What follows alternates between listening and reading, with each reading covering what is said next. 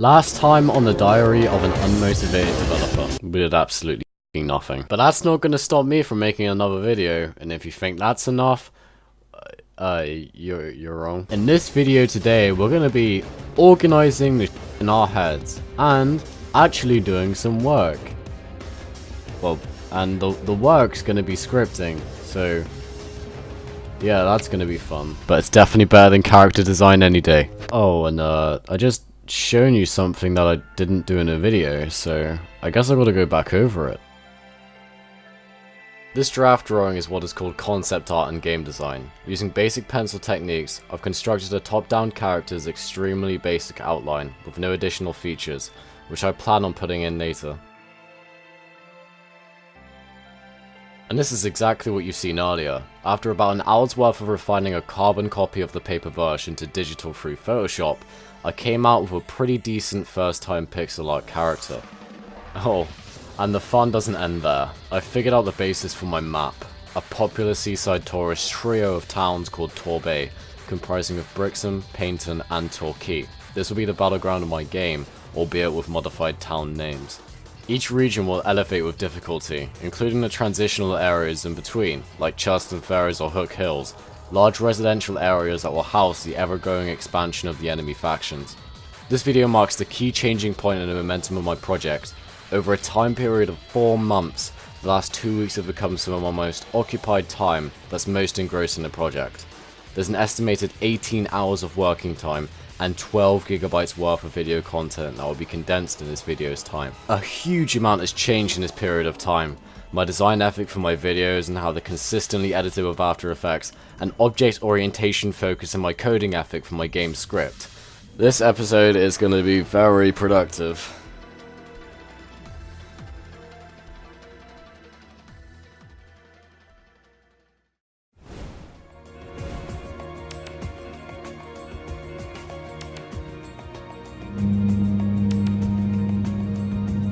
About 4 months ago, I was feeling unmotivated. This is generally the time, as the leader of my project, and the only person working on my project, that I should run off to Trello, just like every other project that's slowly falling into the abyss. Well, I mapped out the objectives I wanted to reach for my game. No time frames though. This is the first game I'd be creating in my life. All estimates that I could make would be all kinds of off. After getting a general idea, I abandoned the project for a few months due to a surge in 6th form work, only to pick it up 3 months later.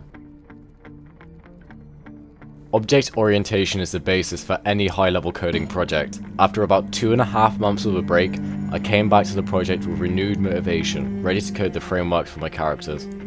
Here I'm designing the entity objects in my game that would define the relationships between the characters, the RPG mechanic of my game. They have levels, health, maximum health, base damages and base resistances, all to resemble characters in other RPGs, which later on are planned on being further developed into some complex mechanics. Visualize this. Every character, weapon, item, skill and ability in my game exists as objects in the coding universe, and what we actually call the coding universe is an instance, basically my game. By defining the properties of every object, I can link the activities between different objects through the use of methods, aka functions, like when a player is hurt, killed, healed, given an item, or unlocking a new ability. I can create new functions for all of these purposes, which every player would be readily available for other parts of the script to use. Then you would have an object for the game, and the object for the map, and an object for the game settings, and an object for the audio element and graphical renderer element of the game. Everything is comprised of objects that have relationships to each other. We can use this advantage to essentially explore a story with great fidelity, a story about exploring the relationships between people. I mentioned my EPQ in the intro, and I've resolved my question to being, how can game design be used to explore the relationships between people, where I can both be philosophical and technical in my answer. Object orientation is a great focus on relationships, for example, between two different objects, and multiple, while also audio and creative writing can also explore relationships. That's the key behind conquering my question. The framework of my code changes constantly as I figure out how objects and classes work in terms of C# and in terms of Unity, so you'll see me revisiting a huge amount of code over the 20 hours. This is why you'll be very surprised about what I have to say next. To tell me the difference between this and this. The character, the coding, nope, about 20 hours of work. 20 hours. I'm so needless to say, it's basically time to put our heads down, and I'll show you all of the progress that went over that 20 hours of the before and after I've just shown you.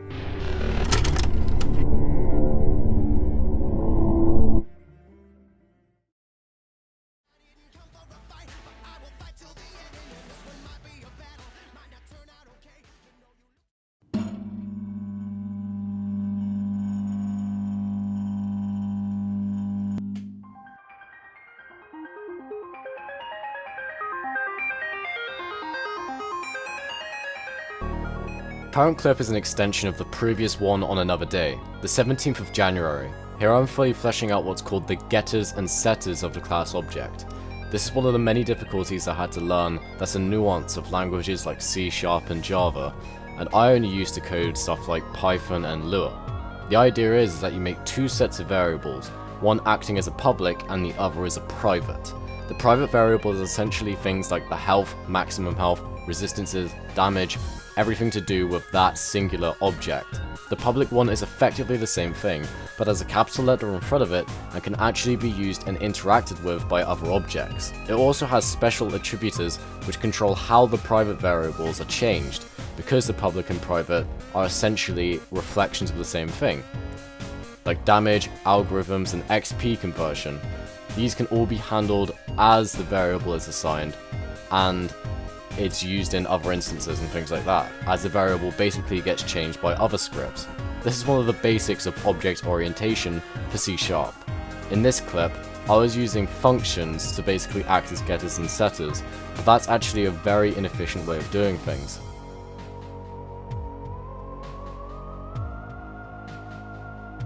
Now over the next hour and a half I was coding my event system. Essentially it's the only way objects, aka characters in my game, can report back important information, like if they die, get damaged, or take an item, or just do anything.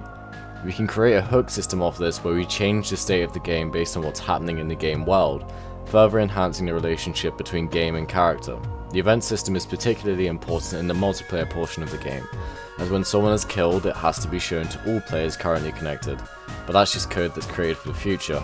You can also see in this clip that I'm revising the character so that capital letter variables have their attributors and are public, so it can be accessed by anyone with a link to the character, or any script to the class. Unfortunately, this portion of the video shows not much going on. A lot of this part is where I figure out the framework of my game. I had to rework the entire script layout, so if I try to explain it, it's like I made separate scripts for health, attacking, and different things like that, when ideally they should all be merged into one script per character when they're planned to be placed into the game world. Right, that is the coding section done, kind of. We're moving on to the Fruity Loops Studio section. Let's try the parametric microphone muted. Equalizer 2. Yeah, I like this better. As you can see, I'm just having a jolly time in Fruity Loops, pretty much what happens every time I launch up this application. Now I absolutely cherish every time I get to work in Fruity Loops because I'm basically working on a part of my game that is just like the most creative side where I can be doing the most. I don't know, maybe it's because I haven't found my balance in pixel art yet. Pixel art is an art that's sort of easy to do, but hard to master. Stuff like shading is definitely a pretty... shading's much more harder in different kinds of art, like art other than pixel art, so I guess I just find sound design a little bit easier than art, but it is what it is. They're both kind of as easy as each other when you're making low quality products in both of them.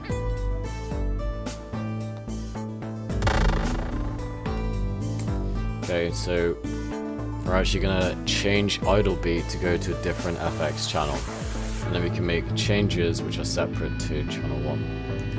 I'm going to call this this for now, and in fact what I'm going to do is actually change the color. We're going to get rid of the options for reverb. If you want to perform settings on every single channel and essentially every single effect in the project, you go to the master channel and use handle individual effects. And for any additional plugins you create, you need to make sure they're on a separate channel to FX or FX2, and sometimes they won't be by default linked to an FX channel, so you'll need to link. Now I want to share a fun fact with you. I actually learned a lot of what Fruity Loops can do off of Toby Fox.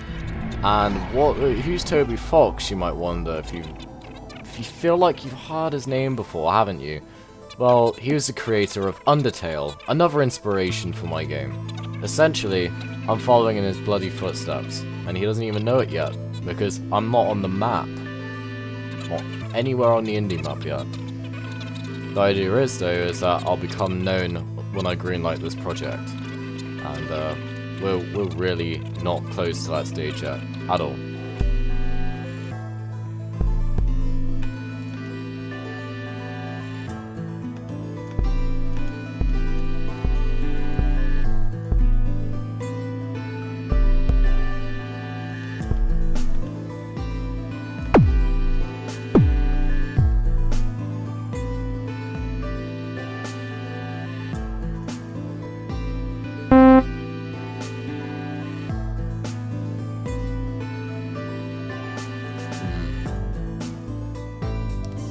I'm not even sure what Sakura is supposed to be. Like, what the fuck is that supposed to? Well, you also have to bang your head against the wall as well, and then generally the instruments align together. Now, Sakura is a pretty integral part of the next song that I actually make, and if you saw in the top left of the window in Fruity Loops Studio right now, it says Draft Dust. This is going to be the song for the desert in the introduction of the game.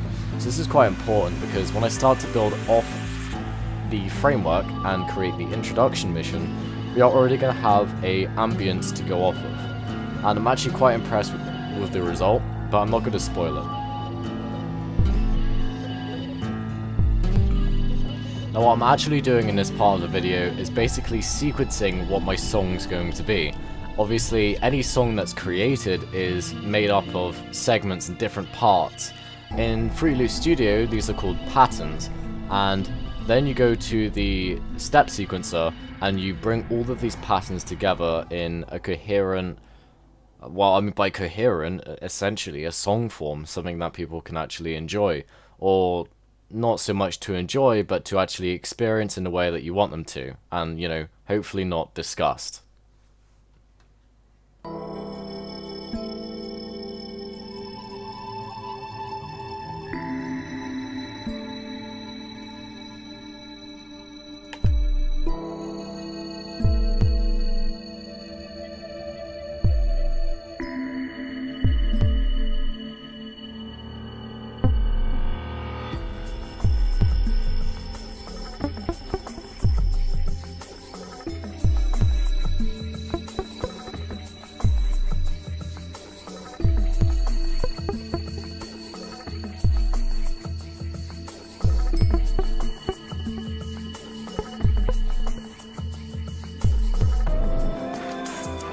So now I'm gonna add a guitar instrument, and it's gonna get pretty strange.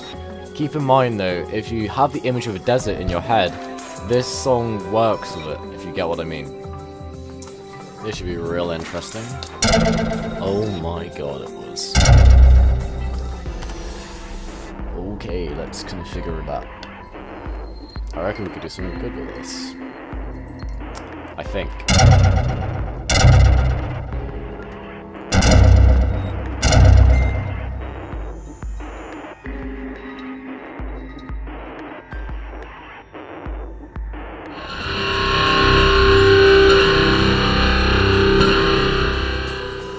Okay, I actually apologize for that one.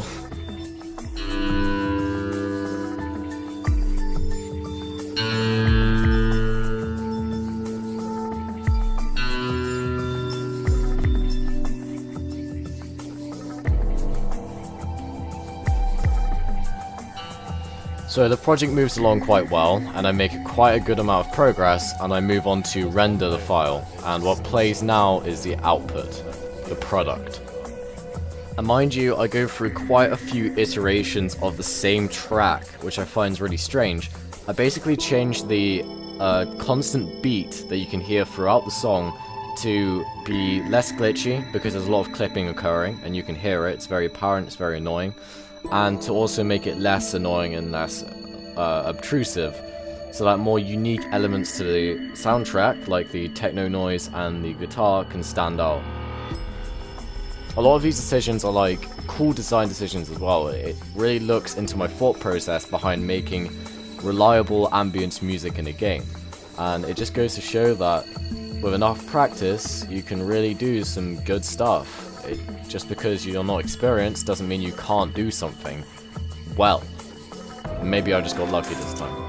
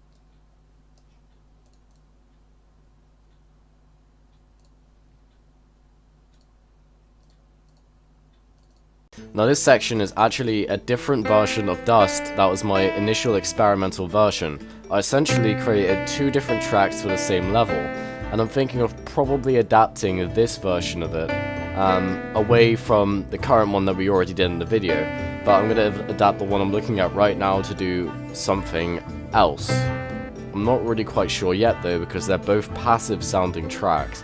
I don't know how they fit in the general theme of the level. So now I'm going to switch over to a track called Vanguardian Call. For this section, I'm revising one of my previous experimental projects in FL. This one is supposed to be Vanguardian Call for Dust, which is a core gameplay and story mechanic that I'm not sure I really want to spoil yet. Let's just say that something very dangerous is coming around the corner whenever the call plays, and one is going to appear in the first level.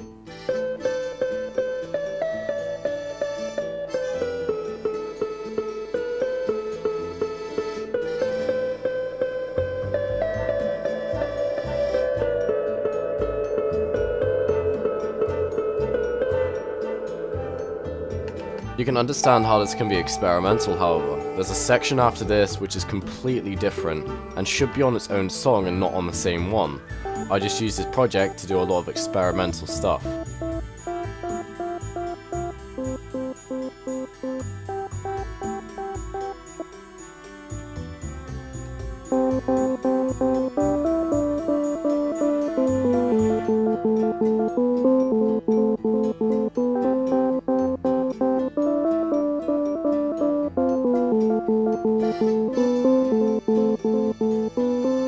Just for reference, I'm pretty sure Sakura made both parts at the end, and the first part was made using a beat placer, or not a beat placer, I've forgotten the actual thing, sound font player. I used sound font player to make the initial beat, and then the bit after I'm fairly sure was made through Sakura, which is an incredibly useful tool, which I'm beginning to learn is very incredibly useful. Oh yes, you know it's that time again.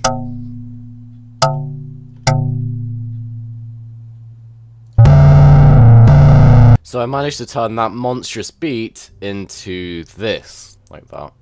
Double click on that, do that. Super duper easy. And don't do that.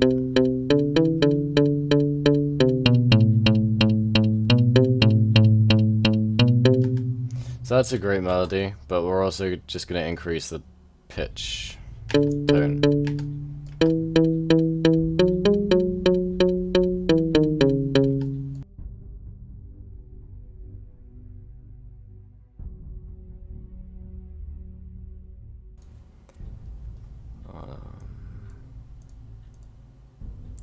Interesting. Sounds of India.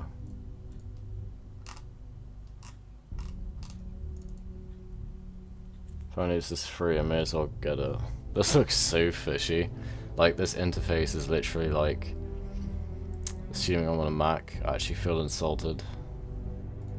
So now we're going to be doing some real experimental shit, because I wanted to make this sound kind of tribal, as it appeals to human nature. That's a fucking spoiler, but I do this shit basically, probably at higher.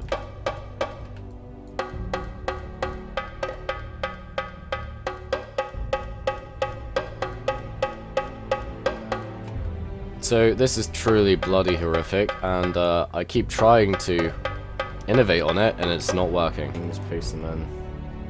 Okay, now we're sitting pretty, and I actually want to show you what I meant. So.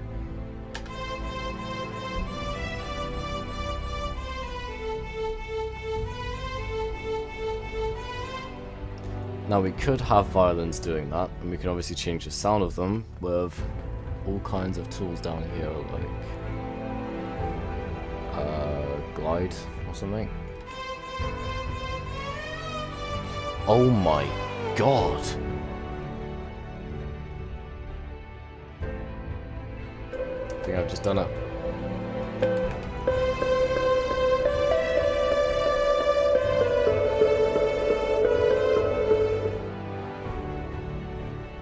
Now what we can actually do is clone this pattern real quick.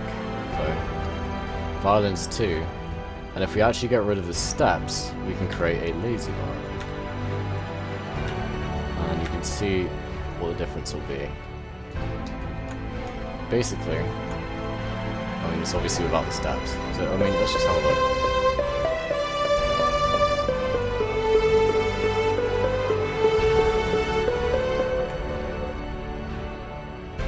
So I develop on this track quite a bit. Vanguardian Call is an incredibly important part of the game, and to get the sound or the call the best it can be, you have to work on it quite a lot, and I've changed the tempo around for the final result.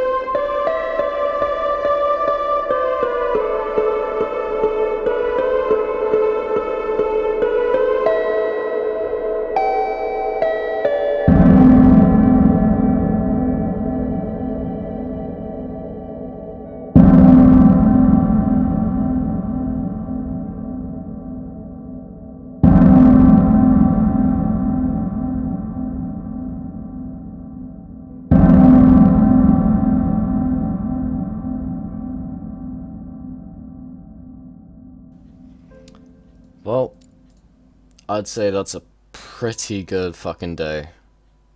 Loads of work. Now, I really don't like making videos above half an hour because this is not supposed to be a documentary, believe it or not. It's supposed to be something that can be watched by someone in piecemeal. So, I don't know. I just want to say thank you for watching if you managed to get this far. And there is a lot of stuff that I've recorded that I need to go through, a lot of progress that I've made, but this isn't the end of it, and this is just episode 2 for Heart of Gold and episode 3 of the Unmotivated Developer series.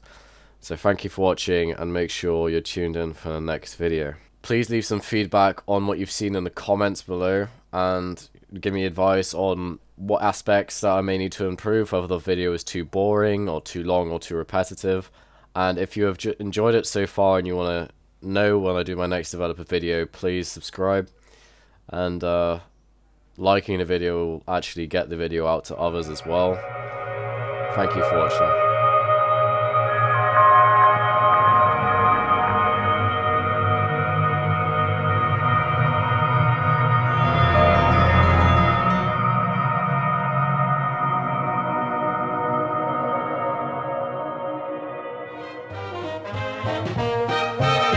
I love those dear hearts and gentle people who live in my hometown, because those dear hearts and gentle people will never ever let you down. They read the good book from Friday till Monday. That's how the weekend goes. I've got a dream house I'll build there one day, with picket fence and rambling road.